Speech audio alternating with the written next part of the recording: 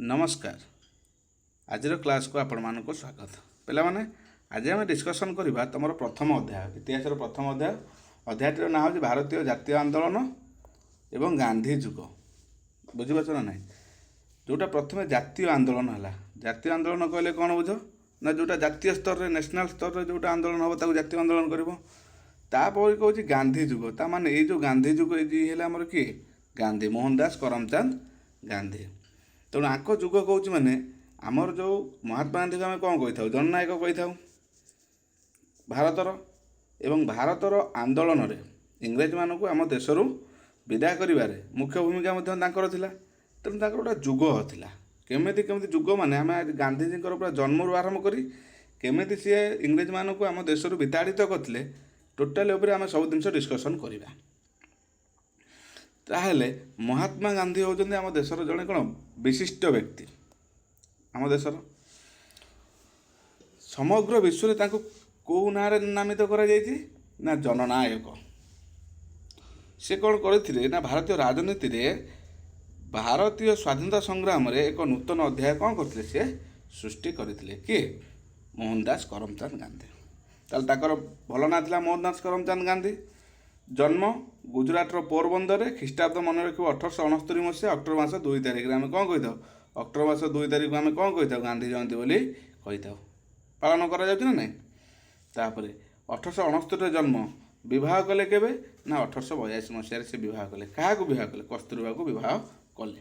ताहले एथर तुम दुईटा पॉइंट मन रखिब कौन ना ताकर जन्म 1869 मसीहा 1882 ख्रीष्टाब्द से विवाह करते क्या ना कस्तूरबा को विवाह करते समझते बुझेगा। ए तापर 1888 मसीह से कौन कले ना बारिस्टर पढ़े ना लॉ जोटा आजिकल आम लॉ कही था आईन पाठ ताको पढ़ाई से कौटी यात्रा करते ना इंग्लैंड यात्रा करते। भाव से बाहर को जावा केते कष्ट आम इंग्रेज सरकार गुलाम रे थिलु ना नहीं से समय सी कौटी पाठ पढ़ा जाते इंग्लैंड जाते। ताहले कौ मसीह कंप्लीट होगा लॉ 1891 मसीह आईन शिक्षा समाप्त कले करके प्रथम से प्राक्ट कौटी आईन व्यवसाय आरंभ कर धर तुम लॉ कले ओडिशा रे तुम जन्म हो तुम लॉ कर माने आईन पाठ पढ़ल तापर तुम इच्छा था सब कौन ना आम हाइकोर्ट रे प्राक्ट करवा हाइकोर्ट रे आईन पाठ को नहीं से मोकदमा लड़वा तेणु हाइकोर्ट आमर कौट अच्छी कटक अच्छी तेणु सी सेमती आसिक प्रथम राजकोट तापर बम्बे ये आईन व्यवसाय आरंभ कले बुझीपार ना ना। सी दक्षिण आफ्रिका जीवा कथा कहीं चिंता कले ना देख दादा अब्दुल्ला नामक जड़े भारतीय मुसलमान व्यवसायी वकिल रूप से गोटे मोकदमा लड़ाई से कौटी गले नाटाल को गले। ताहले दक्षिण आफ्रिका जीवार मुख्य लक्ष्य थिला कौन ना गोटे आईन जो गोटे मोकदमा लड़ाई एवं कौ लोकर जदि प्रश्न आसे कौ लोकर तुम कह दादा अब्दुल्ला बुझल तांकरी केस लड़ाई से कौटी जाइए ना एठिकी जाइए कौटी ना दक्षिण आफ्रिका जाइए। क्लीयर है समस्ते। तापर जिते से जाए दक्षिण आफ्रिका पहुँचले से श्वेतांग इंग्रेज मैंने श्वेतांग मीन्स सफा धड़ा गोरा ताकर वर्ण वैषम्य नीति थिला। वर्ण वैषम्य माने जेहेतु से गोरा से कला लोक पसंद कर नीच दृष्टि देखुले घृणा करुले से छुईले काले आमर माने कौन आमको अपवित्र जमी आम कहीदे थर गाधे पाधे जाऊँ थर अछुआ लोक छुई दौरान आम अपवित्र हो जाऊँ आउ थे गाधेया पड़ो से गोटा घृणा भाव होता है कला लोकटा आगे किए छुईब से सब गुड़ाक थी कौटी ना तुम आफ्रिका कारण आफ्रिकीय लोक साधारणतः कौन कृष्णांग माने साधारणतः कला आफ्रिकीय लोक मैंने साधारणतः कौन कला तेणु इंग्रेज मैंने जो दक्षिण आफ्रिका से शासन करते तेणु से वर्ण वैषम्य नीति चलता ना क्लीयर है। तापर से नाम पंजीकरण कर निर्वाचन कर देवा पड़ूला सेठी जो भारतीय माने थिले कौटी आमर दक्षिण आफ्रिका से भोटदान अधिकार नाला आम जमी ए 18 वर्ष होगा मैंने आमर कौन निजस्व भोट आधार जो भोट कार्ड बाहर जाऊँगी आम निज मन मुताबक जहाँ को पार्चे आम कौन कर भोट दौचे से आमको किए कौन बाध्य कर ना तुम आपको भोट दियो कि आपको भोट दियो कि कहूँ निजर स्वाधीनता अनुसार तुम निजर प्रार्थी चयन कर किंतु सेठी अधिकार नाला से कौन करूला ना नाम पंजीयन कर निर्वाचन कर देवा पड़ूला कौटी दक्षिण आफ्रिका कौ मानक जो भारतीय मान दक्षिण आफ्रिका थे ଏବଂ ସେମାନଙ୍କର ବସତି ସ୍ଥାପନ ପାଇଁ ଜନାଜୀର୍ଣ୍ଣ ଅସ୍ୱାସ୍ଥ୍ୟକର ପରିବେଶର ସ୍ଥାନ ଉଦ୍ଦିଷ୍ଟ କରାଯାଉଥିଲା। ଆମେ ଧର ରହିବାକୁ ଗଲେ ତୁମ ଘରଟି କରିଛ ଗୋଟେ ସଫା ଜାଗାରେ ଯେଉଁଠି ନାଳ ନର୍ଦ୍ଦମା ନଥିବ, ପଚାର ତୁମକୁ ହବ ବିଲ ମଝିରେ କାଦୁଅ ବଣ ଭିତରେ ଯାଇ ଘର କର, ତୁମେ କରିବ କି? କିନ୍ତୁ ସେମାନଙ୍କୁ କ'ଣ ସେମିତି ଭଲ ଜାଗା ଦିଆଯାଉନଥିଲା, ତାଙ୍କୁ ପଠାଯାଉଥିଲା କେଉଁଠି ନା ଅସ୍ୱାସ୍ଥ୍ୟକର ପରିବେଶ, ଯେଉଁ ଜାଗାରେ ମଣିଷ ନିଜର ଘର ବାସସ୍ଥାନ କରି ବସତି ସ୍ଥାପନ କରିବାଟା ସମ୍ଭବପର ନଥିଲା। ଆଉ କ'ଣ ନା 9ଟା ପରେ ଘରୁ ବାହାର ଯାଇପାରିବନି। ତାପରେ ଯେଉଁଠି ଜନସାଧାରଣ ଯେଉଁ ରାସ୍ତାରେ ଚାଲିବେ ସେ ରାସ୍ତାରେ ତୁମେ ଭାରତୀୟମାନେ ଚାଲିପାରିବନି, ବୁଝିପାରୁଛ ନା ନାହିଁ। ତାପରେ ରେଳଗାଡ଼ିର ପ୍ରଥମ ଆଉ ଦ୍ୱିତୀୟ ଶ୍ରେଣୀ କୋଠରେ ତୁମେ ଯାତ୍ରା କରିପାରିବନି। ଏମିତି ବହୁତ ଗୁଡ଼ିଏ ଥିଲା ଭାରତୀୟମାନଙ୍କ ପାଇଁ। ତୁମେ ଭଲ ଜାଗାରେ ରହିପାରିବନି, ତୁମେ 9ଟା ପରେ ରାତିରେ, ଏବେ ତୁମେ 9ଟା ପରେ ରାତିରେ ବାହାରକୁ ବାହାରି ପାରୁଛ, ତୁମେ ଯେତେବେଳେ ଇଚ୍ଛା ହେଉଛି ରାତି ବାହାର, ଗୋଟାଏ ସ୍ୱାଧୀନତାର ଦେଶ, ଯେତେବେଳେ ଚାହିଁବ ସେତେବେଳେ ବାହାରିପାରିବ, ସବୁ କାମ କରିପାରିବ ନା ନାହିଁ। ସେଠି 9ଟା ପରେ ଘରୁ ବାହାରକୁ ପାରିବ ନାହିଁ, ନହେଲେ ତୁମ ଉପରେ ଟ୍ୟାକ୍ସ ଲାଗିବ। ତୁମେ ଯେଉଁଥିରେ ପାଦ ଚଲା ରାସ୍ତା ସେଥିରେ ତୁମେ ଚାଲିପାରିବନି। ରେଳଗାଡ଼ିର ପ୍ରଥମ ଦ୍ୱିତୀୟ ଯେଉଁଗୁଡ଼ାକ ଏସି ନନ୍ ଏସି ଯେଉଁଗୁଡ଼ାକ ଅଛି, ବଡ଼ ବଡ଼ ଭଲ ଯେଉଁଗୁଡ଼ାକ ସ୍ଲିପର୍, ତାପରେ AC bogie, 2 tier 3 tier AC, ସେ ଯେଉଁଗୁଡ଼ାକ ଏ କ୍ଲାସ୍ ଯେଉଁଗୁଡ଼ାକ କୁହାଯାଏ ସେଥିରେ ତୁମେ ଯାତ୍ରା କରିପାରିବନି। ଏମିତି ବହୁତ ଗୁଡ଼ିଏ ତାଙ୍କ ପ୍ରତି କ'ଣ ବାଧା ସୃଷ୍ଟି ହେଉଥିଲା। ତାପରେ ଆଉ କ'ଣ ନା ସେଠାରେ ଯେଉଁମାନେ ଭାରତୀୟ ବ୍ୟବସାୟୀ ଥିଲେ, ବଣିକ ଥିଲେ, ଜାହାଜ ମାଲିକ ଥିଲେ, ଶ୍ରମିକ ଥିଲେ, ତାଙ୍କୁ ଆମେ କ'ଣ କହୁଥିଲେ କୁଲି ବୋଲି ସମ୍ବୋଧନ କରୁଥିଲେ। କେଉଁମାନେ? ଇଂରେଜମାନେ। ତୁମେ ସେଠି ବ୍ୟବସାୟ ହେଇଥାଅ କି ବଣିକ ହେଇଥାଅ କି ଗୋଟେ କୋଟିପତି ଘରର ଲୋକ ହେଇଥାଅ କି ଗୋଟେ ସମ୍ଭ୍ରାନ୍ତ ପରିବାର ଲୋକ ହେଇଥାଅ, ତୁମେ ଭାରତୀୟମାନେ ତୁମକୁ କ'ଣ ଡକା ହେବ? କୁଲି ଡକା ହେବ। ଆଉ ନିଚ ଦୃଷ୍ଟିରେ ମଧ୍ୟ ଦେଖାଯାଏ ଭାରତୀୟ ରାଜା। ଆମେ ଯେତେବେଳେ ଆମ ପାଖରେ ପଇସା ପତ୍ର ହେଇଯାଏ, ଗର୍ବ ଅହଙ୍କାର ଯେତେବେଳେ ଆମ ମନକୁ ଛୁଇଁ ଦେଇ, ଆମେ ଯେତେବେଳେ କ'ଣ ଉଚ୍ଚ ନିଚ ଭାବ କରୁ, ସେ ଛୋଟ ଲୋକ, ତା ସହିତ କିଏ ବସିବ, ତାପରେ ପଇସା ପତ୍ର ନାହିଁ, ବୁଝିପାରୁଛ ନା। ସେ ଏମିତି ଆମକୁ ଦେଖାଉଥିଲେ। କେଉଁମାନେ? ଇଂରେଜମାନେ ଦେଖାଉଥିଲେ। ତାପରେ ଗାନ୍ଧିଜୀ ଯେତେବେଳେ ପଗଡ଼ି ବ୍ୟବହାର କରୁଥିଲେ, ତାଙ୍କୁ କ'ଣ କୁହାଥିଲା ନା କଚେରୀ, ଯେତେବେଳେ ସେ କୋର୍ଟ ଲଢ଼ିବା ପାଇଁ କଚେରୀକି ଯାଉଥିଲେ, ଆମର ନ୍ୟାୟାଳୟକୁ ଯେତେବେଳେ ଯାଉଥିଲେ, ହାଇକୋର୍ଟକୁ ଯାଆନ୍ତି ବା ସୁପ୍ରିମକୋର୍ଟକୁ ଯେତେବେଳେ ଯାଉଥିଲେ, ପଗଡ଼ି କାଢ଼ିଦେବାକୁ କହିଥିଲା। ଆଉ ଦିନେ କ'ଣ ହେଲା ନା ରାତି 9ଟା ପରେ ଆଲାଉ ନାହିଁ। ଇଏ ଥରେ କ'ଣ କରୁଥିଲେ ନା ରାତି 9ଟା ପରେ ପାଦ ଚଲା ରାସ୍ତାରେ ଯାଉଥିଲେ।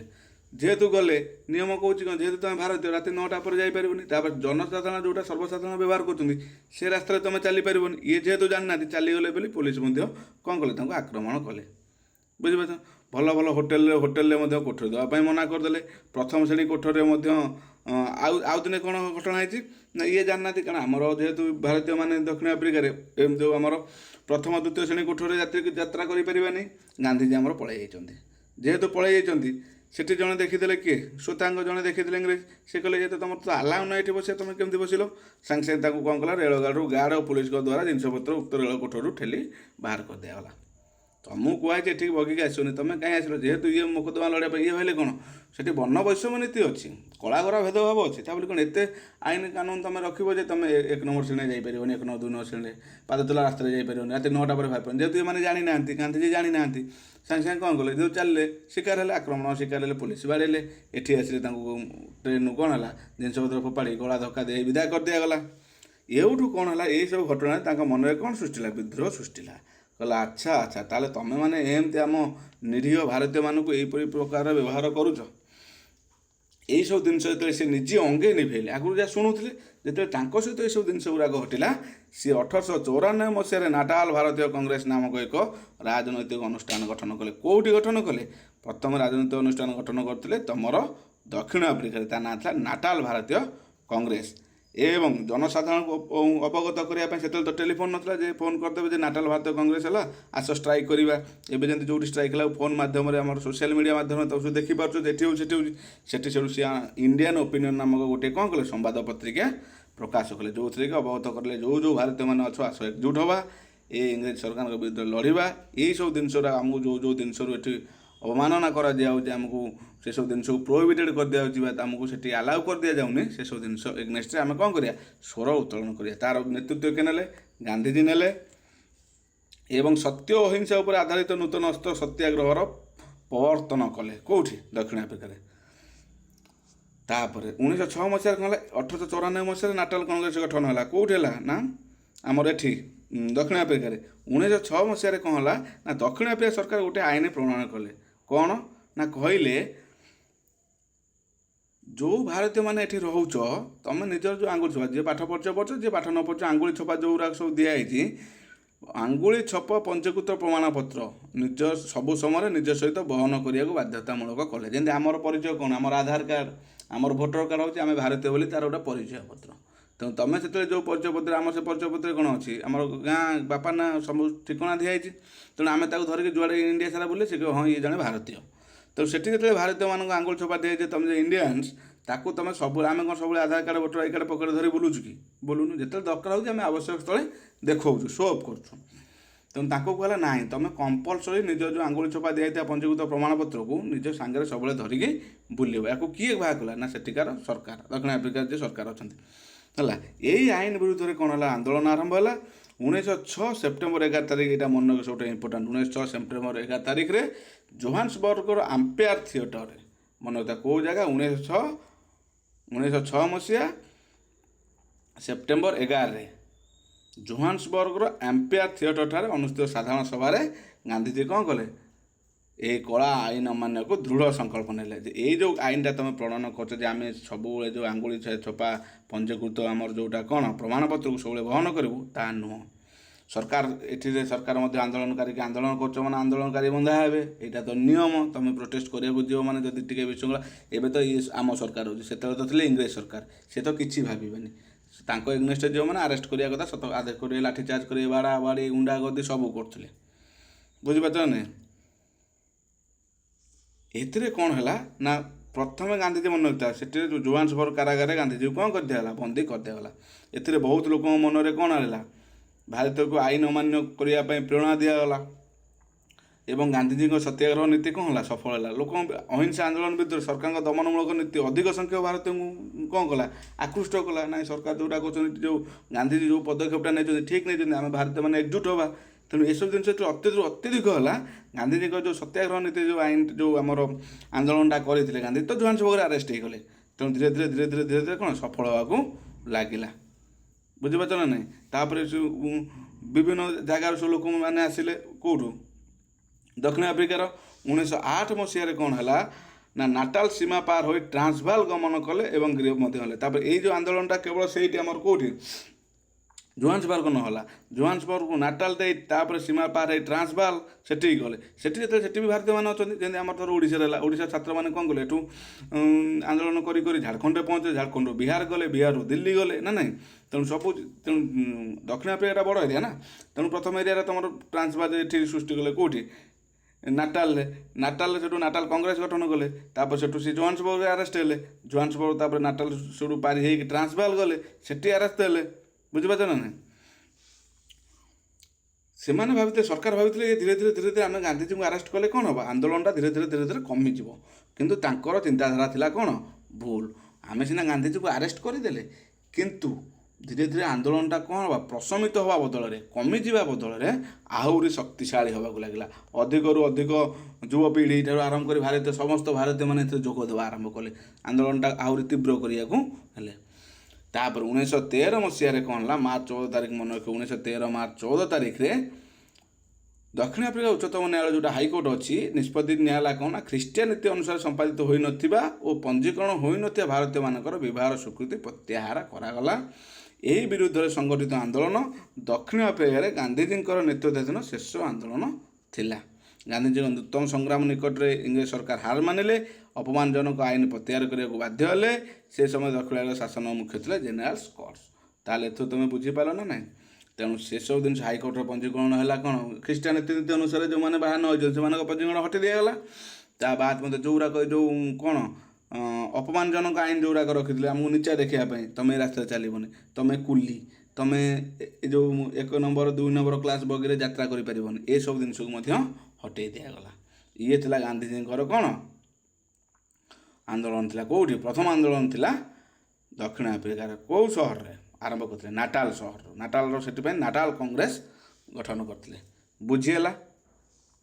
1914 ମସିହାରେ ସରିଲା। ହାଇକୋର୍ଟ ଏଇଟା ମନେ ରଖିବ। ଏଇ ଯେଉଁ 1914 ମସିହା 1913 ମାର୍ଚ୍ଚ 14 ତାରିଖ, ଏଇଟା ମନେ ରଖିବ, ଇମ୍ପୋର୍ଟାଣ୍ଟ। ବୁଝିଗଲା ନା ନାହିଁ? ତାପରେ 1914 ମସିହା ଗଲା, 13 ମସିହା। ତାପରେ 15 ବେଳକୁ ଗାନ୍ଧିଜୀ କ'ଣ କଲେ ନା ଫେରିଲେ କେଉଁଠି? ଭାରତ ଫେରିଲେ ଜାନୁଆରୀ 9ରେ। ବୁଝିପାରୁଛ ନା ନାହିଁ? ଗାନ୍ଧିଜୀ ଯାଇଥିଲେ କେସ୍ ଲଢ଼ିବା ପାଇଁ। କେସ୍ ଲଢ଼ିବା ସହିତ ସେଠି ଆନ୍ଦୋଳନ କଲେ। ଆନ୍ଦୋଳନ କରି ନାଟାଲ କଂଗ୍ରେସ ଗଠନ କଲେ। ନାଟାଲ କଂଗ୍ରେସ ଗଠନ କରିସାରିଲା ପରେ ସରକାରକୁ ଦୋହଲେଇଲେ। ସରକାରକୁ ଦୋହଲେଇ ଦେଇ ସାରିଲା ପରେ ଅପମାନଜନକ ଆଇନ ପ୍ରତ୍ୟାହାର କଲେ। ଏସବୁ କରିସାରିଲା ପରେ କହିଲେ ଠିକ୍ ଅଛି, ଏବେ ତୁମେ ଶାନ୍ତିରେ ରୁହ, ମୁଁ ବର୍ତ୍ତମାନ ଆମ ଦେଶକୁ ଯାଉଛି। ବର୍ତ୍ତମାନ 1915ରେ କେଉଁଠି ଫେରିହେଲେ? ଭାରତ ଫେରିଲେ। ତାପରେ ଗାନ୍ଧିଜୀ ଗୋପାଳକୃଷ୍ଣ ଗୋଖଲେକୁ ତାଙ୍କର ରାଜନୈତିକ ଗୁରୁ ଭାବରେ ମାନୁଥିଲେ। ରାଜନୈତିକ ଗୁରୁ କିଏ? ଗାନ୍ଧିଜୀଙ୍କର ଏକ ମାର୍କିଆ କୋଶ୍ଚିନ୍ ପଡ଼େ ମନେ ନଥାଏ, ଗୋପାଳକୃଷ୍ଣ ଗୋଖଲେ। ବୁଝିପାରୁଛ ନା ନାହିଁ? ଗୋଖଲେଙ୍କ ଉପଦେଶ ଅନୁଯାୟୀ ଗାନ୍ଧିଜୀ 1 ବର୍ଷ କାଳ ରାଜନୀତି ଦୂରେଇ ରହିଲେ ଓ ସେହି ସମୟରେ ଭାରତ ବିଭିନ୍ନ ସ୍ଥାନ ଭ୍ରମଣ କରି ରାଜନୈତିକ ମନୋଭାବ ଲକ୍ଷ୍ୟ କଲେ। ଗୋପାଳ କହିଲେ ଯେ ଦେଖ ଗାନ୍ଧିଜୀ, ତୁମେ ତେବେ ନୂଆ ନୂଆ ରାଜନୀତିରେ ପାଦ ଦେଇଛ, ସେଠି ତ ଦକ୍ଷିଣ ଆଫ୍ରିକାରେ ଯାହା କଲ। ବର୍ତ୍ତମାନ ଇଣ୍ଡିଆରେ କରିବା ପୂର୍ବରୁ ତୁମେ କ'ଣ ରାଜନୀତିରେ ପାଦ ଦେବା ପୂର୍ବରୁ, ଆନ୍ଦୋଳନ କରିବା ପୂର୍ବରୁ ଗୋଟେ କାମ କର, ବର୍ଷେ ନା ରାଜନୀତି କରନି, ବର୍ତ୍ତମାନ ଟୋଟାଲି ଭାରତ ଭ୍ରମଣ କର। ଭାରତର ରାଜନୈତିକ ମନୋଭାବ ସବୁ ଲକ୍ଷ୍ୟ କର। ଲୋକମାନଙ୍କ ମନରେ ଆକ୍ଚୁଆଲି ଆଗ୍ରହ ଅଛି କି ନାହିଁ, ଲୋକମାନେ ଡରିକି ଅଛନ୍ତି କି ଲୋକମାନଙ୍କ ମଧ୍ୟରେ ସେଇ ସାହସ ଅଛି, କିନ୍ତୁ ସେତିକି ଗୋଟେ ତାଙ୍କର ବେଷ୍ଟ ଲୋକ, ଯେଉଁ ଲୋକ ତାଙ୍କ ମନରେ ଦେଶପ୍ରେମ ଜାଗତ କରିପାରୁନି ଏବଂ ଇଂରେଜମାନଙ୍କ ବିରୁଦ୍ଧରେ ଠିଆ ହେବା ପାଇଁ ସାହସ ଜୁଟେଇ ପାରୁନି। ଯେମିତି କକରୋଜ ଜନତା ପାର୍ଟି ଆସିଲା ଆମର ଏଠି ଗଠନ କଲା କେଉଁଠି? ଦିଲ୍ଲୀରେ ଯନ୍ତର ମନ୍ତରରେ। ତେଣୁ ଯୁବପିଢ଼ି ଭିତରେ ଆନ୍ଦୋଳନ କେଉଁଠି ନା କେଉଁଠି ଲୁଚିକି ଥିଲା। ତେଣୁ ଜଣେ ହିଁ କିଏ ତାଙ୍କର ସମର୍ଥନ, ଷ୍ଟ୍ରଙ୍ଗ ସମର୍ଥନ ଦରକାର ଥିଲା। ତେଣୁ ସେଥିପାଇଁ ଗାନ୍ଧିଜୀ କ'ଣ କଲେ ନା, ଗୋଟାଏ ବର୍ଷ ତୁମର ବୁଲିଲେ, ଭାରତ ସାରା ପୁରା ବୁଲିଲେ। ବୁଝିଲେ ନା? ତାପରେ ଦକ୍ଷିଣ ଆଫ୍ରିକାରେ ତାଙ୍କର ମହାନ ନୀତି ଯେଉଁଟା କାର୍ଯ୍ୟ କଲେ, ଯେଉଁ ଦକ୍ଷିଣ ଆଫ୍ରିକା ଯେଉଁ ସକ୍ସେସଟା ପାଇଲେ, ସେଇ ସକ୍ସେସରେ ତାଙ୍କୁ ମହାତ୍ମା ଆଖ୍ୟା ଦେଇଦେଲେ କିଏ ନା ବିଶ୍ୱକବି ରବୀନ୍ଦ୍ରନାଥ ଠାକୁର ତାଙ୍କୁ ମହାତ୍ମା ଆଖ୍ୟା ଦେଲେ। 15ରେ ଆସିଲେ କେଉଁଠି? ଜାନୁଆରୀ 9ରେ ଆସିଲେ ଏଠିକି ଭାରତ। 16ରେ କ'ଣ କଲେ? 1916 ମସିହା, ଏ ସବୁ ଟର୍ମ ମନେ କରନ୍ତୁ। 1915ରେ ଆସିଲେ ଭାରତକୁ, 1916ରେ ବର୍ଷେ ପରେ ଗୋଟିଏ ସାବରମତୀ ନଦୀ କୂଳରେ ଗୋଟେ ଆଶ୍ରମ ପ୍ରତିଷ୍ଠା କଲେ। କିଏ ନା ଗାନ୍ଧିଜୀ। ମୁଖ୍ୟ ଥିଲା କ'ଣ ନା ଦେଶବାସୀ ସତ୍ୟ, ଅହିଂସା, ନିଷ୍ଠା ଆଉ ନିର୍ଭୀକତାର ପଥ ପ୍ରଦର୍ଶନ କରିବାର ମୁଖ୍ୟ ଥିଲା। ଲୋକେ ସତ୍ୟ ପଥରେ ଯିବେ, ଅହିଂସା ବାଟରେ ଯିବେ, ନିଷ୍ଠା ରହିବ ଆଉ ନିର୍ଭୀକତା ରହିବ। ବୁଝିପାରୁଛ ନା? ପ୍ରଲୋଭିତ କରିପାରିବନି, ତୁମେ କାହାର ଚାମଚାଗିରି କରିପାରିବନି, ଅସତ୍ୟ କହିପାରିବନି, ହଣାକଟା ଅହିଂସା ମାର୍ଗରେ ଯିବ, ହିଂସା ମାର୍ଗକୁ ଆପଣେଇବା ନାହିଁ, କାହାକୁ ହାଣିବା, କାହାକୁ ଏଇସବୁ ଉଦ୍ଦେଶ୍ୟ ନେଇ ସେ ସାବରମତୀ କୂଳରେ 1916 ମସିହାରେ ପକେଇବ ପ୍ରଶ୍ନ ଯେ ସାବରମତୀ ନଦୀ କୂଳରେ ଯେଉଁ ଆଶ୍ରମ ପ୍ରତିଷ୍ଠା କରିଥିଲେ କେଉଁ ମସିହାରେ? 1916 ମସିହାରେ। ତାପରେ ସେ ଯେଉଁ ସତ୍ୟାଗ୍ରହ ଆରମ୍ଭ କରିଥିଲେ, ସେ ସତ୍ୟାଗ୍ରହର ମାନେ ସେ କ'ଣ ଥିଲା? ଗାନ୍ଧିଜୀ ଭାବୁଥିଲେ ମୁଁ ଯେଉଁ ସତ୍ୟାଗ୍ରହଟା କରିବି, ସତ୍ୟାଗ୍ରହ କରିବି ଇଂରେଜ ସରକାରଙ୍କ ବିରୁଦ୍ଧରେ, ତା'ର ଆକ୍ଚୁଆଲି ମିନିଂଟା କ'ଣ ଥିଲା? ତା'ର ମିନିଂ ଥିଲା ଭୀରୁତା ନୁହଁ, ଆମେ ଡରିବାନି, ଆମେ କାପୁରୁଷ ନୁହଁ। ସତ୍ୟାଗ୍ରହ ମାନେ ସତ୍ୟ ପ୍ରତି ଆଗ୍ରହ, ଆମେ ସତ୍ୟରେ ଯିବା, ଟ୍ରୁଥରେ ଯିବା। ବୁଝିପାରୁଛ ନା ନାହିଁ? ତାପରେ 1916ରେ କଲେ। 1917 ମସିହାରେ ଇଂରେଜ ଉପନିବେଶ ପାଇଁ ଭାରତୀୟ ନିଯୁକ୍ତିକୁ ବନ୍ଦ ନ କଲେ ସରକାରଙ୍କ ବିରୁଦ୍ଧରେ ସତ୍ୟାଗ୍ରହ ଆରମ୍ଭ କରିବା ପାଇଁ ଧମକ ଦେଇ ଗାନ୍ଧିଜୀ ଏହି ନିଯୁକ୍ତି ବନ୍ଦ କରିବାରେ ସଫଳ ହୋଇଥିଲେ।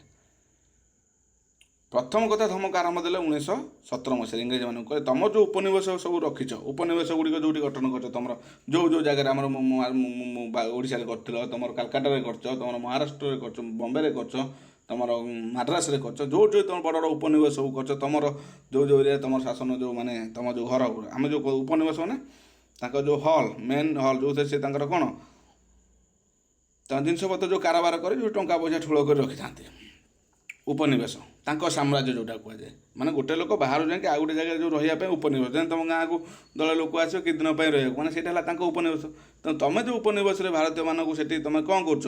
ନିଯୁକ୍ତି ଦେଉନ, କେବଳ ତୁମେ ଇଂରେଜମାନଙ୍କୁ ଦେଉଛ, ତାକୁ ବନ୍ଦ କର। ସେଠି ଭାରତୀୟମାନଙ୍କୁ ମଧ୍ୟ ଗୋଟେ ବଡ଼ ବିଲ୍ଡିଂ ତିଆରି ହେବ। ତୁମେ ଏଇଠି ଗୋଟେ ଏକ୍ଜାମ୍ପଲ୍ ଦେଇକି କେମିତି ବୁଝିବ ନା, ତୁମର ଧର ଗାଁ ପାଖରେ ଗୋଟେ କଲେଜ ତିଆରି କରାଗଲା, ତାହେଲେ କଲେଜରେ ଯଦି ଅଧ୍ୟାପକ ତୁମରି ଗଭର୍ଣ୍ଣମେଣ୍ଟ ଓଡ଼ିଶାରୁ ଭଲ ଭଲ ଅଧ୍ୟାପକ ଆଣି ରଖିଲା, କ୍ଲର୍କ ପିଅନ ଆରମ୍ଭ କରି ଯଦି ତୁମରି ଯେଉଁ ଡିଷ୍ଟ୍ରିକ୍ଟ ହେଉଛି ସେଇ ଡିଷ୍ଟ୍ରିକ୍ଟର ଲୋକମାନଙ୍କୁ ଯଦି ପିଅନ ଆରମ୍ଭ କରି ସେଇ ଲୋକଙ୍କୁ ଯଦି ଚାକିରି ନ ଦେଇ ତୁମେ ଯଦି ଓଡ଼ିଶା ବାହାର ଆନ୍ଧ୍ର, ତେଲେଙ୍ଗାନା, ତାମିଲନାଡ଼ୁ ଲୋକଙ୍କୁ ଆଣିକି ଦେବ, ଲାଭ କିଛି ଅଛି? ଓଡ଼ିଶାରେ ବିକାଶ ହେଲା ମାନେ ଓଡ଼ିଶା ଲୋକ ମଧ୍ୟ ସେଠି ରହିଲେ ସେମାନଙ୍କର ମଧ୍ୟ କ'ଣ ହେବ ନା ବଢ଼ିବ, ତାଙ୍କ ରୋଜଗାର ବଢ଼ିବ। ବୁଝିଲା ନା ନାହିଁ? ତେଣୁ ସେଥିପାଇଁ ସେ ପ୍ରଥମେ ସେଥିରେ ଆରମ୍ଭ କରିଥିଲେ ଏବଂ ସଫଳ ମଧ୍ୟ ହୋଇଥିଲେ। ବୁଝିପାରୁଛ ନା ନାହିଁ? ତାପରେ ଥିଲା ସାଧାରଣ କଥା। ନର୍ମାଲି ଗାନ୍ଧିଜୀଙ୍କ ବିଷୟରେ ଆମେ ଜାଣିଲେ ତାଙ୍କର ଜନ୍ମ, ପୁଣି 1869 ମସିହାରେ ଜନ୍ମ, ତାପରେ ବିବାହ ପରେ ଗଲେ ଓକିଲାତି ଯେଉଁ ଇଂଲଣ୍ଡ ଗଲେ ପଢ଼ିବା ପାଇଁ, ଇଂଲଣ୍ଡରୁ ଆସି ପୁଣି ଗଲେ ଦକ୍ଷିଣ ଆଫ୍ରିକା ନ୍ୟାସନାଲ୍ କଂଗ୍ରେସ ଗଠନ, ତାପରେ ସେଠୁ ଆସିଲା ପରେ 15ରେ ଫେରି ଆଇଲେ, 16ରେ ବୁଲିଲେ ଏବଂ କ'ଣ ତିଆରି କଲେ? ସାବରମତୀ ଆଶ୍ରମ ସବୁବେଳେ ତିଆରି କଲେ। ସତରେ ପୁଣି କ'ଣ କଲେ ନା ଉପନିବେଶରେ ନିଯୁକ୍ତି ପାଇଁ ପ୍ରଥମ ଗୋଟେ ଧମକ ଖାଲି ଦେଇଥିଲେ। ଏତିକି ଥିଲା ତାଙ୍କର ମେନ୍। ଏଇଠୁ ଆରମ୍ଭ ହେବ ଆନ୍ଦୋଳନ। ତାଙ୍କର ଫାଷ୍ଟ ଆନ୍ଦୋଳନ ହେବ ଚମ୍ପାରଣ ଆନ୍ଦୋଳନ। ମନେ ରଖିଥା, ଚମ୍ପାରଣ ଆନ୍ଦୋଳନ ହେବ ତାଙ୍କର କ'ଣ ଫାଷ୍ଟ ଆନ୍ଦୋଳନ ତାଙ୍କର ହେବ। କାହାର? ଗାନ୍ଧିଜୀଙ୍କର ଫାଷ୍ଟ ଆନ୍ଦୋଳନ। ମନେ ରହିଲା ତ? ଗାନ୍ଧିଜୀଙ୍କର ଫାଷ୍ଟ ଆନ୍ଦୋଳନ ଚମ୍ପାରଣ ଆନ୍ଦୋଳନ। କାହା ବିରୁଦ୍ଧରେ? ଇଂରେଜମାନଙ୍କ ଭିତରେ। ଚମ୍ପାରଣ ଆନ୍ଦୋଳନ କ'ଣ ସେଇଟା ଏବେ କଥା। ଚମ୍ପାରଣ ଆନ୍ଦୋଳନ, ଚମ୍ପାରଣ କେଉଁଠି ନା ବିହାରରେ। ବିହାରରେ ଚାଷୀମାନେ କ'ଣ ନା ତାଙ୍କର 20 ଭାଗ ଚାଷୀ ଯେଉଁ ଭାଗରୁ 3 ଭାଗ ଅଞ୍ଚଳ ନୀଳ ଉତ୍ପାଦନ କରିବା ପାଇଁ ଇଂରେଜ ବୃକ୍ଷରୋପଣକାରୀଙ୍କ ଦ୍ୱାରା ବାଧା କରାଯାଇ ସେମାନଙ୍କ ଦ୍ୱାରା ନିର୍ଦ୍ଧାରିତ ଦରରେ ତାଙ୍କୁ ବିକ୍ରି କରିବାକୁ ପଡ଼ୁଥିଲା। 20 ଭାଗ ଜମି, ତା ଦେହରୁ ତୁମେ କମ୍ପଲସରି 3 ଭାଗ ଜମି ତୁମେ କ'ଣ କରିବ? ନୀଳ ଉତ୍ପାଦନ କରିବ, ଇଣ୍ଡିଗୋ ଯେଉଁଟା। ଏବଂ ତୁମେ ତାର ନିଜସ୍ୱ ମୂଲ୍ୟରେ ବିକ୍ରି କରିପାରିବନି। ଯେତିକି ପଇସାରେ ଇଂରେଜମାନେ ଫିକ୍ସ କରିଥିବେ ସେତିକି ପଇସାରେ ତୁମେ ତାକୁ ବିକିବ। ତା ପାଇଁ ତୁମର ଅଧିକ ଖର୍ଚ୍ଚ ହେଉ କି କମ୍ ଖର୍ଚ୍ଚ। ମନେକର ମୁଁ ଧାନ ଚାଷ କରୁଛି, ଧାନ କୁଇଣ୍ଟାଲ ପ୍ରତି ଗଭର୍ଣ୍ଣମେଣ୍ଟ ଏଇନା କହୁଛି 3100 ଟଙ୍କାରେ ମୁଁ ବିକିବି। ଯଦି ମୁଁ ଏଇନା 31 ଟଙ୍କା ଗଭର୍ଣ୍ଣମେଣ୍ଟକୁ ନ ବିକି ବାହାରେ ଯଦି କିଏ 3500 ଟଙ୍କା କହୁଛି, ମୁଁ ବାହାରେ ବିକି ପାରୁଛି, ମୋତେ କ'ଣ କିଏ ରୋକଠୋକ ଲଗାଉଛି କି? କିନ୍ତୁ ନା, ଯଦି ଗଭର୍ଣ୍ଣମେଣ୍ଟ କହିଛି 1200 ଟଙ୍କାରେ ବିକିବା କଥା, କୁଇଣ୍ଟାଲ 1200 ଟଙ୍କାରେ ବିକିବ। 1200 ଟଙ୍କାରୁ ଅଧିକ ତୁମେ କାହାକୁ ବିକିପାରିବ ନାହିଁ। ତୁମେ କମ୍ପଲସରି କାହାକୁ ବିକିବ? ଇଂରେଜ। ମାନେ ଆମେ ଏଠି ଧାନ, ତୁମେ କ'ଣ ସବୁ ଧାନ ମଣ୍ଡିରେ ଦେଉଛୁ କି? ଦେଉନ। କିଛି ଧାନ ତୁମ ଲୋକାଲ ବେପାରୀଙ୍କୁ ଦେଉଛ। କିନ୍ତୁ ନା, ସେ କହିବା କଥା ସବୁ ଧାନ ମଣ୍ଡି ନେବ, ଯେତିକି ରେଟ୍ ଆମେ ଦେବୁ ସେତିକି ରେଟ୍ ନେବ, ତାଠୁ ଅଧିକ ରେଟ୍ରେ ତୁମଠାରୁ କେହି କିଣିବେ ନାହିଁ। କେବଳ କିଣିବେ ନାହିଁ ମାନେ ତୁମେ ଆଉ କାହାକୁ ବିକ୍ରି କରିପାରିବ ନାହିଁ। ଯାହାଫଳରେ ତୁମ ଯଦି ଇଣ୍ଡିଗୋରେ ତୁମେ ଯେଉଁ ଚାଷ କରୁଛ, ନୀଳ ଉତ୍ପାଦନ କରୁଛ, ଲାଭ ହେଲେ ବି ଲାଭ ତୁମର, ଲସ୍ ହେଲେ ବି ସହିବାକୁ ପଡ଼ିବ। କିନ୍ତୁ 3 ଭାଗ ଜମିରେ ତୁମେ କ'ଣ କରିବ? କମ୍ପଲସରି ତୁମେ କ'ଣ କରିବ? ନୀଳ ଚାଷ କରିବ। ତାପରେ କ'ଣ ନା ଧୀରେ ଧୀରେ ଯେତେବେଳେ ନୀଳ ଚାହିଦା ହ୍ରାସ ପାଇବାକୁ ଲାଗିଲା, ଚାଷୀ ନୀଳ ଚାଷ ବାଧ୍ୟତାମୂଳକ ନ କରିବା ପାଇଁ ଜମିର ଭଡ଼ା ବୃଦ୍ଧି କରାଗଲା ଓ ଅନେକ ବେଆଇନ ଟିକସ ଆଦାୟ କରାଗଲା। ତାପରେ ନୀଳ ଚାଷ ହେଲା, ନୀଳ କିଣିଲେ, ଯାହା ତ କ୍ଷତି ହେଉଥିଲା। ଯେତେବେଳେ ନୀଳର ଧୀରେ ଧୀରେ ନୀଳର ଚାହିଦା କମିବାକୁ ଆରମ୍ଭ ହେଲା। ମନେକର ଏଇନା ଆଳୁ ଉତ୍ପାଦନ ଚାଲିଛି, ଧୀରେ ଧୀରେ ଆଳୁ ଖାଲି ଚଲେଇଲ। ଆମେ କ'ଣ ବଞ୍ଚିବା ପାଇଁ ଆଳୁ ଦରକାର, ପିଆଜ ଦରକାର, ରସୁଣ ଦରକାର। ତେଣୁ ଆଳୁର ମାତ୍ରା ଯେତେବେଳେ ଅତ୍ୟଧିକ ହେଲା, ଲୋକ ଆଉ ଆଳୁ କିଣିବାକୁ ପସନ୍ଦ କଲେନି। ତା'ମାନେ କ'ଣ? ଲୋକଙ୍କ ପାଖରେ ପ୍ରବଳ ଆଳୁ ହୋଇଗଲା। ଯେତେବେଳେ ସେଇ ଜିନିଷଟା ହେଲା, ଯେତେବେଳେ ତା'ର ଚାହିଦା ହ୍ରାସ ପାଇଲା, ଚାଷୀମାନଙ୍କୁ ବାଧ୍ୟତାମୂଳକ କରିଦିଆଗଲା କ'ଣ? ନୀଳ ଚାଷ ବାଧ୍ୟତାମୂଳକ ନ କରି ଜମିର ଭଡ଼ା ବୃଦ୍ଧି କରିଦିଆଗଲା ଏବଂ ବେଆଇନ ଟ୍ୟାକ୍ସ ଆଦାୟ କରାଗଲା। ଏଇସବୁ ଜିନିଷ ଯେଉଁ ଶୋଷଣଟା ହେଉଛି, ଯେତେବେଳେ ଦରକାର ହେଉଛି ତୁମେ ନୀଳ ଚାଷ କରିବାକୁ ବାଧ୍ୟ କରୁଛ, ଯେତେବେଳେ ଦରକାର ନାହିଁ ତୁମେ ତାଙ୍କୁ ମନା ନ କରିକି ତୁମେ ଜମିର ଭଡ଼ା ବଢ଼ାଇ ଦେଉଛ, ବେଆଇନ ଟିକସ ନେଉଛ। ଏସବୁ ଜିନିଷରେ ବେପାରରେ କ'ଣ ହେଲା? ଧୀରେ ଧୀରେ ବେପାରୀଙ୍କର ଅତ୍ୟାଚାର ଆଉ ଶୋଷଣ ହେଲା, ଯାହାଫଳରେ ସେ ଶିକାର ହେଲେ। ତେଣୁ ଯେତେବେଳେ ଅତ୍ୟାଚାର ଆଉ ଶୋଷଣ ଅତ୍ୟଧିକ ଶିକାର ହେଲେ, ତେଣୁ ଲୋକ କ'ଣ କଲେ? ଧୀରେ ଧୀରେ ସହିବେ ତ କେତେ ସହିବେ। ଗୋଟେ ଟାଇମ୍ ହେଲା ଆଉ ସହିବା ପାଇଁ ଚିନ୍ତା କଲେନି, କହିଲେ ନାଇଁ ଆମେ ଆନ୍ଦୋଳନ କରିବୁ। ତାହେଲେ ତାଙ୍କର ନେତୃତ୍ୱ କିଏ ନେଇଥିଲା? ସେ ଯେଉଁ ଚମ୍ପାରଣ ଯେଉଁ ଚାଷୀ ଆନ୍ଦୋଳନ ନେତୃତ୍ୱ ମନେ ରଖିଥିଲା ରାଜକୁମାର ଶୁକ୍ଲା। ଏଇ ଲୋକଟି ନେଇଥିଲା, ସେଠିକା ଯେଉଁ ସ୍ଥାନୀୟ ବାସନ୍ଦ, ସିଏ ଏଠିକାର ଆଙ୍କର ନେଇଥିଲା। ସିଏ କ'ଣ କରିଥିଲା ନା କହିଲା ଠିକ୍ ଅଛି, ମୁଁ ଗୋଟେ ଭଲ ଲୋକଙ୍କୁ ଡାକୁଛି। ମୁଁ ଜାଣିଛି ଯେ ଦକ୍ଷିଣ ଆଫ୍ରିକା ଯାଇକି ପୁରା ମସ୍ତ ଷ୍ଟ୍ରାଇକ୍ ଫ୍ରାଇକ୍ କରି ପୁରା ବୋୱାଲ କରିକି ଆଇଛନ୍ତି। ତାପରେ ଏବେ ରିସେଣ୍ଟଲି ଆସୁ ମଧ୍ୟ ଉପନିବେଶର ନିଯୁକ୍ତି ଗୁଡ଼ାକରେ ମଧ୍ୟ ବନ୍ଦ କରିକି ଭାରତୀୟମାନଙ୍କୁ ନିଯୁକ୍ତି ଦିଆହେଲା। ଆମେ ତାଙ୍କୁ ଡାକିବା। କିଏ ସେ ଲୋକ? ନା ମହାତ୍ମା ଗାନ୍ଧୀ। ଡାକ। ମହାତ୍ମା ଗାନ୍ଧୀ ଯେତେବେଳେ ଡକା ହେଇଛି, ମହାତ୍ମା ଗାନ୍ଧୀ ଆଉ ରହିପାରିଲେନି। ଯେହେତୁ ଏହାର ବୁଲୁଛନ୍ତି, ଦେଶ ପରିଭ୍ରମଣ କରୁଛନ୍ତି, ଲୋକମାନଙ୍କ ସହିତ ମିଶୁଛନ୍ତି। 1917 ମସିହାରେ ଯାଇ ପହଞ୍ଚିଗଲେ ବାବୁ ଆମର କେଉଁଠି? ନା ଚମ୍ପାରଣ ଜିଲ୍ଲାର ସଦର ମହକୁମା ମୋତିହାରରେ ଯାଇ ପହଞ୍ଚିଗଲେ। କିଏ? ଗାନ୍ଧୀ ଯାଇ ପହଞ୍ଚିଗଲେ। ଏଣ୍ଟ୍ରି ଗାନ୍ଧୀଜୀ ମାଇଲେ। ତାଙ୍କ ସହିତ ଆଉ କିଏ କିଏ ରହିଗଲେ? ନା ଜିଲ୍ଲା ଅଧିକାରୀ ଗାନ୍ଧୀଜୀ ଓ ତାଙ୍କ ସହିତ ଯାଇଥିବା ରାଜେନ୍ଦ୍ର ପ୍ରସାଦ, ମୁଜାହରୁଲ ହକ, ମହାଦେବ ଦେଶାଇ, ନରହରି ପାରିକ, ଜେ.ବି. କୃପାଳୀନ। ତୁରନ୍ତ ସେ କ'ଣ କଲେ ନା ଉକ୍ତ ଜିଲ୍ଲା ଛାଡ଼ି ଚାଲିଯିବାକୁ ନିର୍ଦ୍ଦେଶ ଦେଲେ। ବୁଝିପାରୁଛ ନା? ଯେତେବେଳେ ଗାନ୍ଧୀଜୀ ଯାଇ କେଉଁଠି ପହଞ୍ଚିଲେ? ମୋତିହାରରେ ପହଞ୍ଚିଗଲେ। ଜିଲ୍ଲା ଯିଏ କଲେକ୍ଟର ଥିଲେ, ଜିଲ୍ଲା ଅଧିକାରୀ ଯିଏ ଥିଲେ, ସେ ସାଙ୍ଗେ ସାଙ୍ଗେ ଯାଇ ପହଞ୍ଚିଗଲେ। କହିଲେ ଦେଖ ଭାଇ, ତୁମେ ଯାହା ସିଆଡ଼େ କରୁଥିଲ ଠିକ୍ଠାକ୍ କରୁଥିଲ, ତୁମେ ଯାଇ ଯେଉଁ ଆମର ଦକ୍ଷିଣ ଆଫ୍ରିକା ଯାହା ଘାଣ୍ଟିକି ଆଇଲ। ଗୋଟେ କାମ କର, ତୁମେ ଯେତିକି ଜଣ ଯେଉଁ ଆଇଛ, ରାଜେନ୍ଦ୍ର ପ୍ରସାଦ ଆଇଛ, ତୁମେ ଆଇଛ, ମୁଜାହରୁଲ ହକ ଆଇଛ, ମହାଦେବ ଦେଶାଇ ଆଇଛ, ଯେଉଁମାନେ ତୁମର ଆଇଛ, ଗୋଟେ କାମ କର, ତୁରନ୍ତ ଜିଲ୍ଲା ଛାଡ଼ି ପଳାଅ। ଆଉ ରୁହନି ଏଠି। କିଏ ଡାକି ଦେଇଛି? ନା ରାଜକୁମାର ଶୁକ୍ଲା ଡାକିଛି। ପଳାଅ। ତୁମର ଏଠି କିଛି କାମ ନାହିଁ। ତୁମେ ଆଇଲେ ଚାଷୀ ଆହୁରି ଆନ୍ଦୋଳନରେ ଭିଡ଼ିକିବେ, ମୋ ଉପରେ ପ୍ରେସର ରହିବ, ଉପରୁ ଇଂରେଜମାନେ ମୋତେ ପ୍ରେସର ପକାଇବେ। ତେଣୁ ମୋର ଭାଇ ରହିବାର ନାହିଁ। ତେଣୁ ମୋର ରହିବାର ଏଠି ଅଛି, ତମେ କଟ। କିନ୍ତୁ ଗାନ୍ଧିଜୀ କହିଲେ ନା, ହଟିବୁନୁ ତ କ'ଣ କରିବା କଥା କର। ସାଙ୍ଗେ ସାଙ୍ଗେ କ'ଣ ହେଲା, ନିର୍ଦ୍ଦେଶକୁ ପ୍ରତ୍ୟାଖ୍ୟାନ କଲେ। କହିଲେ ଆମେ ସେଠି ହଟିବୁ ନାହିଁ। କ'ଣ ଆମକୁ ଦଣ୍ଡ ଦେବ? ଆରେଷ୍ଟ କରିବ? ଫାଶୀ ଚଢ଼େଇ ଦେବ କି? ଚଢ଼େଇ ପାରିବନି। ଆମେ ଆଇଛୁ, ଆମ ସ୍ୱାଧୀନତା, ଆମର ବିଭିନ୍ନ ଜାଗାକୁ ବୁଲିବାର ଆମର ନିଜସ୍ୱ ସ୍ୱାଧୀନତା ଅଛି। ଆମେ କେଉଁ ଜାଗା ଯିବୁ? ଆମର ତ ସେମିତି କିଛି ଆଇନ ନାହିଁ ଯେ ଏ ଲୋକଟା ଏଇ ଜାଗାରୁ ସେ ଜାଗାକୁ ଯିବ। ତେଣୁ ଆମେ ସେଇ ଭିତରେ ଆଇଛୁ। ତା ପାଇଁ ଯାହା ଦଣ୍ଡ ଦେବ ଆମେ ଭୋଗିବାକୁ ପ୍ରସ୍ତୁତ। ଆମେ ତ ଯିବୁନୁ, ଆଉ କ'ଣ କରିବା କଥା କର ଆଉ। ଶେଷରେ ଗାନ୍ଧିଜୀଙ୍କୁ ଚମ୍ପାରନ ଚାଷୀମାନେ ସମସ୍ୟା ଗୁଡ଼ିକ କ'ଣ କଲେ? ଅନୁଧ୍ୟାନ କରିବା ପାଇଁ ଅନୁମତି ଦେଲେ ଏବଂ ଏହି ବିଷୟରେ ସରକାରଙ୍କ ଦ୍ୱାରା ଗଠିତ କମିଟିରେ ଗାନ୍ଧିଜୀଙ୍କୁ ଏକ ସଦସ୍ୟ ଭାବେ ଅନ୍ତର୍ଭୁକ୍ତ କଲେ। ଚାଷୀମାନେ ଆଇଲେ, କହିଲେ ନାଇଁ ସାର୍ ଆସୁଛନ୍ତି, ଗାନ୍ଧିଜୀ ଆଇଛନ୍ତି, ତାଙ୍କୁ ଆମର ଅସୁବିଧା କୁହାହେଲା, ଆଉ ତମେ ଆମର ଗୋଟେ ସଦସ୍ୟ, ଯେଉଁ କମିଟି ଗଠନ କରାଗଲା ଏଠି ଚମ୍ପାରନରେ, ଯେଉଁ ଚାଷୀ କମିଟି ସଂଗଠନ ହେଲା, ସେ ଗଠନରେ ତମେ ସଦସ୍ୟ, ତମେ ବର୍ତ୍ତମାନ ଏଇନା ସରକାରଙ୍କୁ ଅବଗତ କରାଅ। ଗାନ୍ଧିଜୀ ନିଜେ ଅନୁସନ୍ଧାନ କରି ଚାଷୀମାନଙ୍କୁ ଇଂରେଜ ମାଲିକଙ୍କ ଶୋଷଣରୁ ରକ୍ଷା କରିବା ନିମନ୍ତେ ଆନ୍ଦୋଳନ କରି ସଫଳ ହେଲେ। ସେ କହିଲା ଆଚ୍ଛା ଆଚ୍ଛା ଠିକ୍ ଅଛି, ଯଦି ମୁଁ ଆଇଛି କିଛିଟା କରିବି ନା, ଆଉ ବିନା ନ କରିକି ପଳେଇବି କି? ଠିକ୍ ଅଛି, କିଛିଟା ବ୍ୟବସ୍ଥା ମୁଁ କରିବି। ବୁଝିଗଲା ଏବେ? ଠିକ୍ ଅଛି। ତାପରେ ତିନି କାଟିଆ ବ୍ୟବସ୍ଥା ଉଚ୍ଛେଦ କଲେ। ଇଂରେଜ ମାଲିକଙ୍କ ଦ୍ୱାରା ବେଆଇନ ଭାବେ ଆଦାୟ କରାଯାଇଥିବା ଅର୍ଥର 25% ଚାଷୀମାନଙ୍କୁ କ'ଣ କରାଗଲା? ଫେରାଇ ଦିଆଗଲା। 25%, ଭାବିପାରୁଛ ନା ନାହିଁ? 25% ଫେରାଇଲେ। ଏକ ବର୍ଷ ମଧ୍ୟରେ ଇଂରେଜ ବିକ୍ଷୋଭକାରୀଙ୍କୁ ସେହି ଅଞ୍ଚଳ ଛାଡ଼ି ଚାଲି ଯାଇଥିଲେ। ଚମ୍ପାରନ ଆନ୍ଦୋଳନ ଗାନ୍ଧିଜୀଙ୍କ ନେତୃତ୍ୱରେ ପ୍ରଥମ ସଫଳ ଅହିଂସ ଆନ୍ଦୋଳନ ହେଇଥିଲା। ତାହେଲେ ଯଦି ପ୍ରଶ୍ନ ପଡ଼େ ପ୍ରଥମ ସଫଳ ଅହିଂସା ଆନ୍ଦୋଳନ କେଉଁଠି ହେଇଥିଲା? ଚମ୍ପାରନ। କେଉଁ ମସିହାରେ ହେଇଥିଲା? 17 ମସିହାରେ। କେଉଁଠି ହେଇଥିଲା? ବିହାରରେ ହେଇଥିଲା। ଡାକିଥିଲେ କିଏ? ରାଜକୁମାର ଶୁକ୍ଲା। ଯାଇଥିଲେ ଗାନ୍ଧିଜୀ ନା ନାହିଁ? ଜିଲ୍ଲା ସଦର ମହକୁମା କେଉଁଠି ପହଞ୍ଚିଲେ? ନା ମୋତିହାରିରେ ପହଞ୍ଚିଲେ। ଆରମ୍ଭ ହୋଇଥିଲା ଇଂରେଜ ବିରୁଦ୍ଧରେ କ'ଣ? ଘମାଘଟ ଲଢ଼େଇ। ଲଢ଼େଇ ମାନେ କ'ଣ? ହିଂସା ନୁହଁ, ଅହିଂସା ଆକାରରେ। ଏବଂ ସଫଳ ମଧ୍ୟ ହେଲେ। 25% ମଧ୍ୟ କ'ଣ ଫେରିକି ପାଇଲେ। ଆଉ ସେଠି ଯେଉଁ ଇଂରେଜ ବୃକ୍ଷରୋପଣକାରୀ ଯେଉଁମାନେ ସବୁ ଥିଲେ, ସେମାନେ ମଧ୍ୟ ସେ ଜଙ୍ଗଲ ଛାଡ଼ି ଚାଲିଗଲେ। ଏ ଅଞ୍ଚଳ ଛାଡ଼ି ଚାଲିଗଲେ, କାରଣ ତାଙ୍କର ଯେଉଁ ଇଚ୍ଛା ହେଉଛି ସେମାନେ ସେ ଚାଷ କରିବେ। ପ୍ରଥମ ଆନ୍ଦୋଳନ ଗଲା। ଆଉ ଗୋଟିଏ ଆନ୍ଦୋଳନ ତାପରେ ଷ୍ଟାର୍ଟ କଲେ। 17 ଗଲା, 18 ମନେ ରଖିବା ପାଇଁ କେମିତି ହେଉଛି? 15ରେ ଆଇଲେ। ଦେଖ, ମନେ ରଖିବା ପାଇଁ ଟ୍ରିକ୍ ଦେଖ। ମନେ ରଖ, 1915ରେ ଆଇଲେ କେଉଁଠିକି? ଭାରତ। 16ରେ କଲେ ସାବରମତୀ ଆଶ୍ରମ କୂଳରେ ଆଶ୍ରମ କଲେ, ସାବରମତୀ ଆଶ୍ରମ ତିଆରି କଲେ। କେଉଁଠି? ଅହମ୍ମଦାବାଦରେ। 17କୁ ଆଇଲେ ଚମ୍ପାରନ। 18କୁ ଆସିବେ ଖେଡ଼ା। ପୁରା କ୍ରୋନୋଲୋଜିକାଲି ମନେ ରଖିବ। କେଉଁଠି ଏକର ସେକର କିଛି ହେବନି। ଗାନ୍ଧିଜୀ କେଉଁ କେଉଁ ଜାଗା ଯାଇଛନ୍ତି, କେଉଁଠି କ'ଣ ଖେଳ କରୁଛନ୍ତି, ସବୁ ଜିନିଷ ଆମେ ଏଇଠି ଡିସ୍କସନ୍ କରିବା। ବୁଝିପାରୁଛ ନା ନାହିଁ? କ୍ଲିଅର? ତାପରେ ଗାନ୍ଧିଜୀ ଚାଲିଲେ ସେଇଠୁ ଖେଡ଼ା ଆନ୍ଦୋଳନ। କେଉଁ ଜାଗା? ଚମ୍ପାରନ ହେଇଥିଲା ଗୁଜୁରାଟ। ଖେଡ଼ା କେଉଁଠି? ନା ସାର୍ ନାଇଁ, ଚମ୍ପାରନ ହେଇଥିଲା ବିହାର, ଖେଡ଼ା ହେଉଛି ଗୁଜୁରାଟ। ତାହେଲେ ଇଏ କେଉଁ ମସିହାରେ? ନା 1918 ମସିହାରେ। କେଉଁ ଜାଗା? ନା ଗୁଜୁରାଟର ଖେଡ଼ା। ସେଠି କ'ଣ ହେଲା? ନା ସେଠି କ'ଣ ହେଲା ନା ରାଜସ୍ୱ ବିଭାଗ ଗୋଟେ ନିୟମ ଜାରି କଲା। ଆମର ଯେ ରେଭିନ୍ୟୁ ଡିପାର୍ଟମେଣ୍ଟ, ସିଏ କ'ଣ କହିଲା?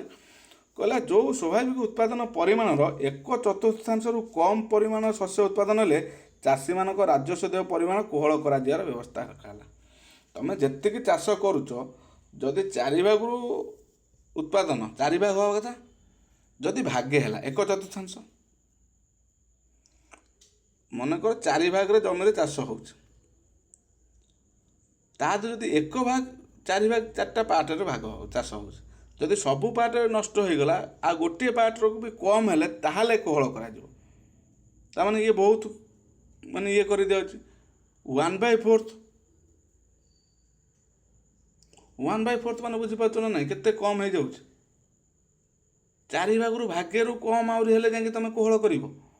ତା ମାନେ ନ ଦେବା ସହିତ ସମାନ।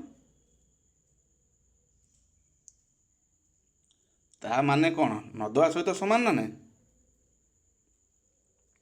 ଯଦି ତୁମର 1/4ରୁ କମ୍ ପରିମାଣ ଶସ୍ୟ ଉତ୍ପାଦନ ହୁଏ, ତାହା ମାନେ ତୁମେ କୋହଳ କରିବ, ତାମାନେ ସେ ଜମିରେ ତ କିଛି ଉତ୍ପାଦନ ହେବନି। ତେଣୁ ଏହାକୁ ବିରୋଧ କରି କ'ଣ କଲେ ନା ଗାନ୍ଧିଜୀ ସତ୍ୟାଗ୍ରହ ଆନ୍ଦୋଳନ କଲେ। ଚାଷୀମାନେ ଖଜଣା ଦେବାକୁ ପ୍ରତ୍ୟାଖ୍ୟାନ କଲେ ଏବଂ ଏଥିପାଇଁ ସେ କୌଣସି ପରିମାଣ ଭୋଗିବାକୁ ପ୍ରସ୍ତୁତ ହେଲେ। କହିଲେ ଆମେ ଦେବୁନି, ଆ ପାଇଁ ତୁମେ ଯାହା କରିବା କଥା କର। ତାପରେ କ'ଣ? ଶେଷରେ ଇଂରେଜ ସରକାର ବାଧ୍ୟତାମୂଳକ ରାଜସ୍ୱ ଆଦାୟରୁ ନିବୃତ୍ତ ହେଲେ। କହିଲେ ନା ଠିକ୍ ଅଛି, ଆମେ ଆଉ ତୁମଠାରୁ ଆଦାୟ କରିବୁନି। ଏକ ଗୁପ୍ତ ନିର୍ଦ୍ଦେଶନାମା ଜାରି କଲେ କେବଳ ସାମର୍ଥ୍ୟ ଥିବା ଚାଷୀମାନଙ୍କଠାରୁ ଏହି ଆଦାୟ କରିବା। ତାପରେ ଆଦାୟ କଲେ କ'ଣ? ନା ଠିକ୍ ଅଛି, ଯେଉଁ ଲୋକର ଟିକେ ଧନିକ ଶ୍ରେଣୀ, ସେ ଟାଇମ୍ରେ ଯେଉଁ ଚାଷୀ ଟିକେ ସବଳ ଚାଷୀ, ସକ୍ଷମ ଚାଷୀ, ଯେଉଁ ଦେଇପାରିବ, ତାଠାରୁ ଆଦାୟ କର, ନାହିଁ ତ ନାହିଁ।